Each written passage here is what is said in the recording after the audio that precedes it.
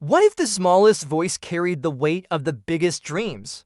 What if a child, too young to understand the size of the world, could move it with nothing more than a single note? Far away from the bright lights of a global stage in the heart of the Philippines lived a boy named Eli Mendoza. He was only 10 years old, yet life had already taught him the weight of silence, the depth of longing, and the hidden strength of hope.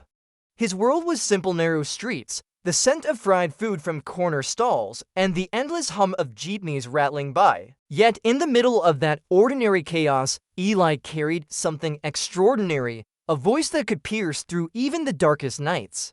He lived with his mother, Maria, a woman whose hands were calloused from selling fruit at the local market. She had known loss too early, carrying the burden of raising her son alone. But in her eyes, Eli was more than a child. He was her reason to keep walking, her melody in a life of struggle. Every night, when exhaustion should have taken her, Maria would sit quietly outside their small home, listening to her son sing. Those songs were not just music, they were promises, whispers of a future brighter than their present. But dreams, especially for those born with little, often feel too fragile. The world does not always listen to the poor, to the young, or to the forgotten, and yet, Eli sang anyway. He sang with a heart too big for his tiny frame, with a voice that carried his mother's sacrifices, his father's absence, and his own innocent hope that maybe, just maybe, someone out there would hear him. He did not know it yet, but his voice was preparing to travel farther than he could imagine. From the streets of his hometown to the grand stage of America's Got Talent, his journey was only beginning. The decision was never easy. For Maria, the thought of taking her only son across oceans, with barely enough money to cover the trip, was frightening. Yet, when she looked at Eli, his small frame, his eyes filled with innocent wonder, she knew she could not let his gift remain hidden.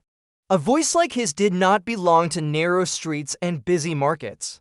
It belonged somewhere vast, somewhere where the world could finally listen. The journey began long before they boarded a plane. It began with sacrifices, Maria working extra hours, skipping meals, and selling what little they had to save for the chance of a lifetime. Neighbors whispered that it was foolish, that dreams like these were for other people, not for children born into struggle.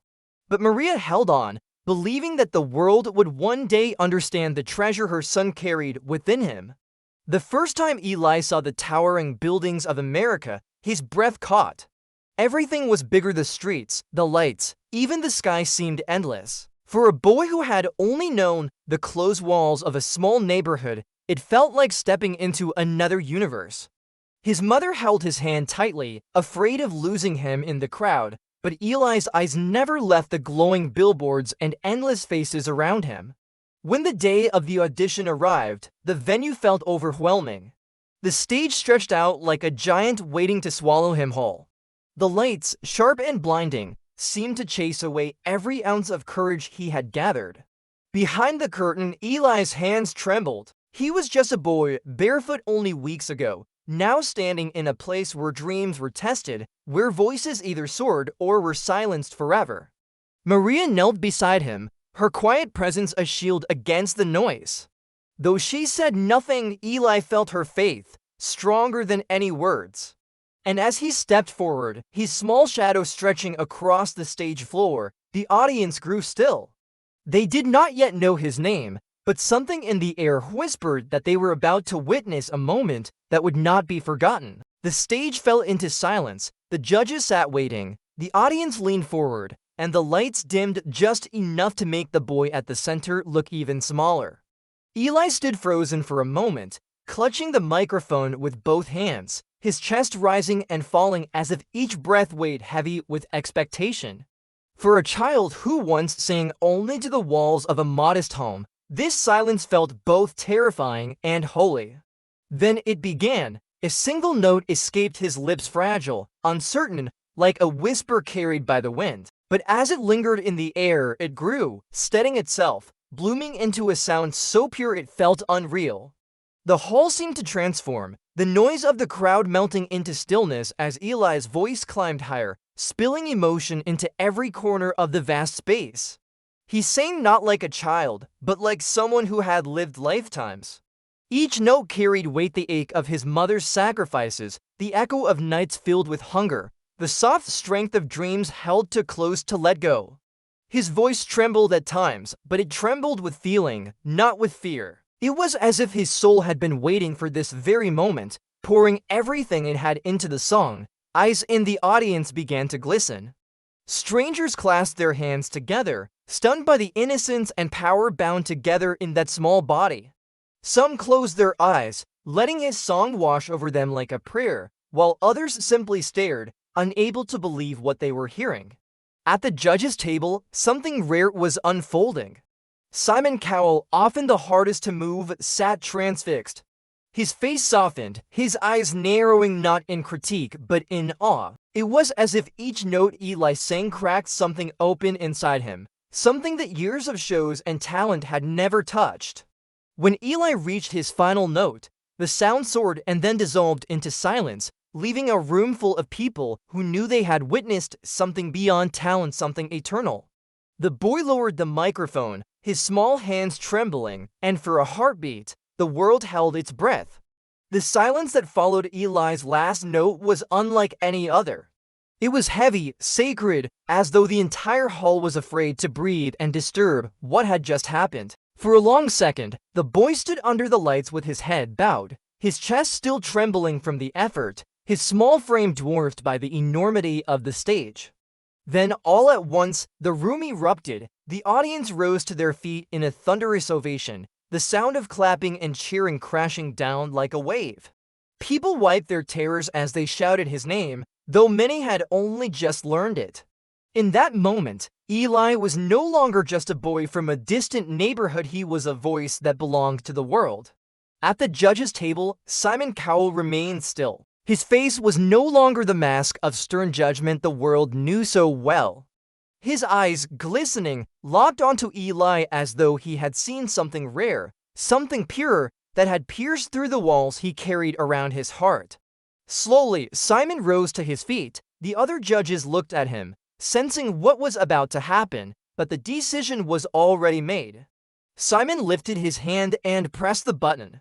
In an instant, golden light burst from above, showering the stage with a rain of glittering confetti.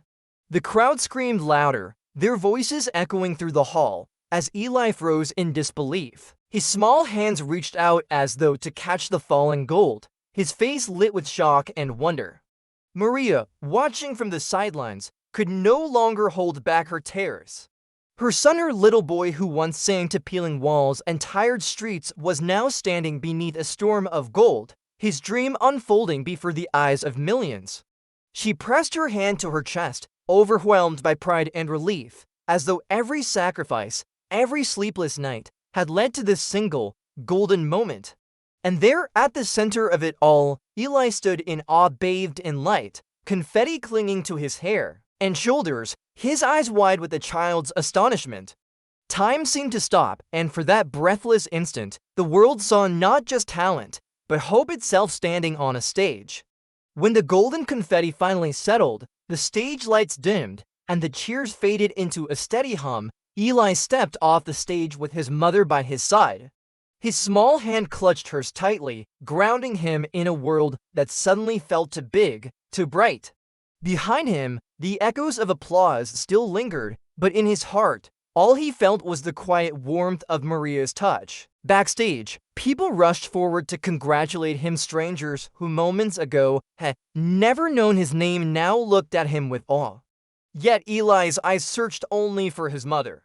When he found her, she knelt down, her face streaked with tears but glowing with pride.